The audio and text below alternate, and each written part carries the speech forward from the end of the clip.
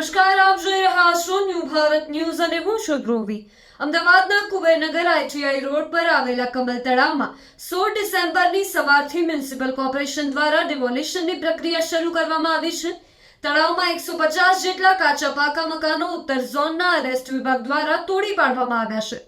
Municipal corporation દ્વારા તમામ દબાણકારોને notice આપવામાં આવી હતી। ત્યારબાદ ખાલી ન કરવામાં આવતા સ્થાનિક પોલીસ દ્વારા આ બંદોબસ્ત સાથે ડિમોલિશનની પ્રક્રિયા શરૂ કરવામાં આવી હતી।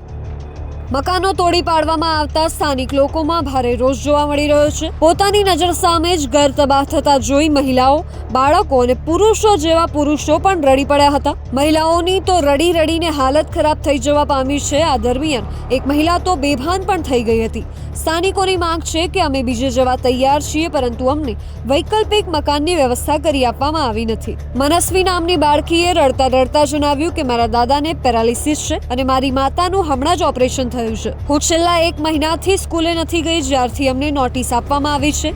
મારું ભણતર બગડી રહ્યું છે। વર્ષોથી અમે અહીં રહેતા હોવા છતાં પણ અમને મકાન ખાલી કરી દેવામાં કહેવામાં આવ્યું છે। જો અમને બીજે ક્યાંય મકાન આપવામાં આવે તો અમે બીજે જવા પણ તૈયાર છીએ। છેલ્લા 1 કલાકથી 2 માળનો બંગલો તોડવાની કવાયત ચાલી રહી છે। 2 માળનો મોટો બંગલો છે જે બનાવવામાં આવ્યો છે, તેને તોડવા માટે મ્યુનિસિપલ કોર્પોરેશનને ભારે મુશ્કેલી ઉઠાવવી પડી રહી છે।